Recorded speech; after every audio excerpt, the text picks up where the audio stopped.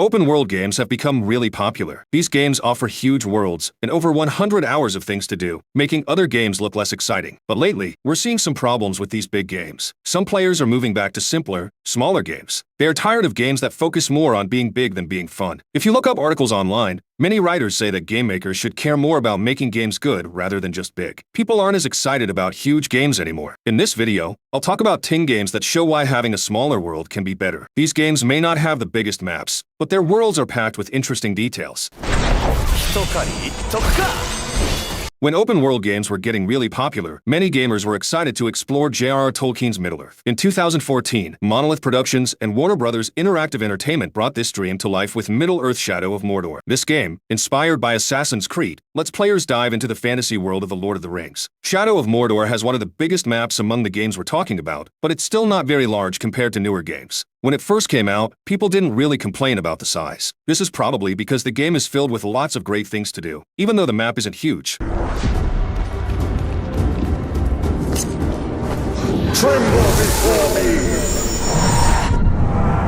The Simpsons Hit and Run is often called the Grand Theft Auto for kids. It came out in 2003 and brought the fun of Rockstar's GTA game to the famous town of Springfield. The game, made by Radical Entertainment, focuses a lot on driving. Most of the missions are about racing from one place to another quickly. The game might not have a lot of different types of missions, but just driving around the maps of Springfield is really fun. That's why this game is on our list. For more than 10 years, people have been hoping for a new version or even a remake of the game, but sadly, there hasn't been any news about that yet.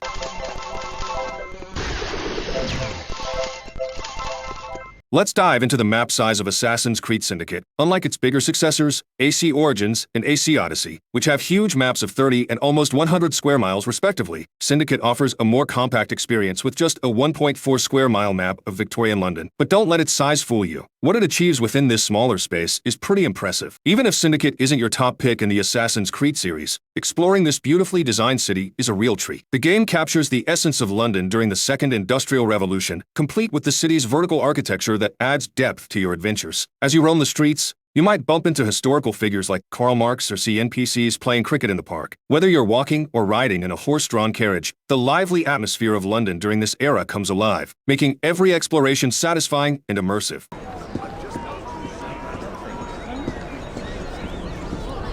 Let's talk about a game often called GTA School or GTA Kids, Rockstar's Bully, which was released in 2006. Even though it's been quite a while, Bully is still remembered as one of Rockstar's standout games, even with its rough edges. The school and town in Bully might not be very big, but they are full of interesting things to do. You'll meet some of Rockstar's most unique characters, each offering strange and fun side quests that you won't find anywhere else. Even though the game world is small, it feels very lively. As you walk around the boarding school or the town, you can hear kids talking, arguing, and just living their lives. They even change what they are doing depending on the time of day. You have a lot of freedom to do what you want in the game, but the game also makes sense and reacts to what you do. If you skip class, you'll get into trouble, and the school closes after the day is over. The music in the game is great, and there's always something interesting to see or do. Because everything is so close together, there's no wasted space. It all feels important. Bully is like a small treasure in the gaming world. What's going on? You know I think you're the coolest, right?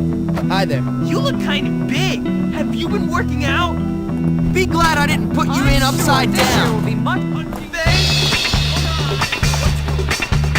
The Yakuza series is now on Game Pass, and Sega is getting well-deserved recognition for its role in creating engaging small open-world games. The Yakuza series may have a smaller map, but it's bursting with activities. You can shop, bowl, play darts, race in pocket circuits, sing karaoke, dance at clubs, and much more. The game also includes quirky side quests that add a fun, lighthearted touch. Using the same map, Kamurocho, throughout the series might seem repetitive, but Yakuza is not just any game series, and Kamurocho is not just any city. It's an exciting, mysterious, and unpredictable place, yet it feels familiar. It's full of restaurants to eat at, NPCs who give missions, and big stories about the city's struggles. Although Kamurocho stays mostly the same across the series, you can spot small changes as the games move through different decades. There's always a new person to meet, a touching side story, or even a lost cat needing help. As the series has grown, including the Judgment spin-off, there's more exploration, especially vertical, letting you dive deeper into the city's layers. Kamurocho may not be a large map, but every part of it is vibrant and full of detail. You begin to feel like you're part of its history, just like the series' beloved protagonist, Kazuma Kiryu. With so many things to see and do in every corner, Kamurocho has become an iconic setting, proving that a smaller space can still deliver a powerful and immersive experience.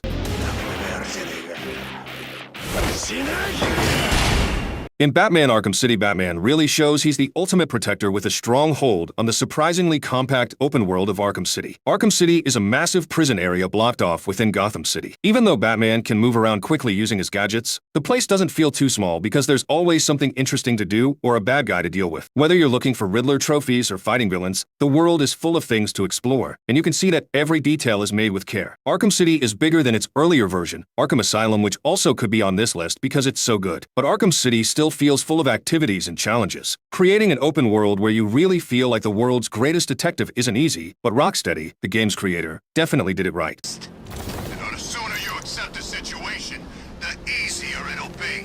Sleeping Dogs. Sure, Sleeping Dogs might not have the tiniest map on this list, but it's only about as big as Grand Theft Auto Vice City, and honestly, it feels massive because it's just that good. This game, and its take on Hong Kong, are pretty much loved by everyone, and for good reason. Even though it's under 2 square miles, Sleeping Dogs does a ton with its small space. Seriously, with just 4 districts, it manages to create a world that's super detailed, super fun to explore, and packed with stuff to do. Plus, the story sucks you right in, making the city feel even more immersive. The devs really went all out to capture the essence of Hong Kong, and it paid off big time. Reviewers couldn't stop praising how authentic and charming the city felt. Every street feels alive, the vibe is spot on, and it's the perfect backdrop for Wei Shin's journey.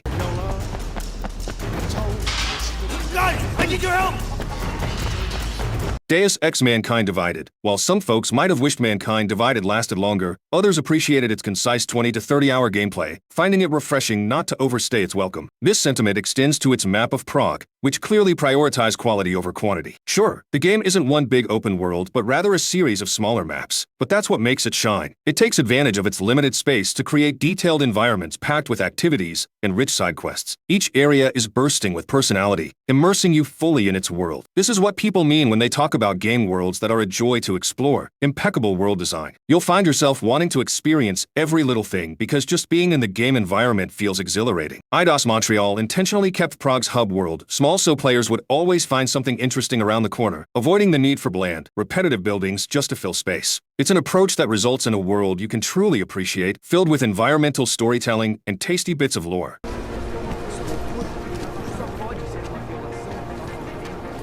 Mafia 2. Mafia 2's map may not be overflowing with side activities, but its lovingly crafted recreation of 1940s and 50s America is so rich and detailed that simply exploring it is a delight in itself. Every corner you turn reveals another piece of the beautifully constructed world, immersing you deeper into the experience. The sights and sounds of the city play a crucial role in building the atmosphere, enhancing your connection to the narrative and your complex relationships with the people of Empire Bay. The meticulously designed environments, both expansive and intimate, make Vito feel like a genuine character. Whether it's the era-appropriate cars with their distinct appearances and handling, or the interiors adorned with period-specific posters and trinkets, each area tells its own story. With one of Mafia 2's standout features being its writing, it's a relief that the game had a map that was not only visually stunning and detailed, but also perfectly sized to complement its narrative strengths. Pal, just making sure you don't slip up, that's all.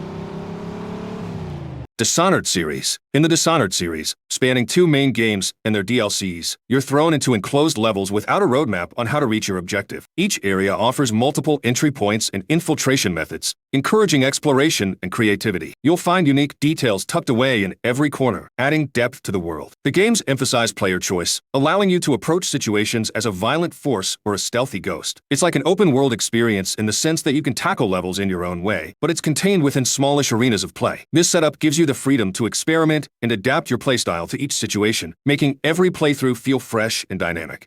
She looked up at me and asked what shrines to the outsider could be found across the aisle. What happened here?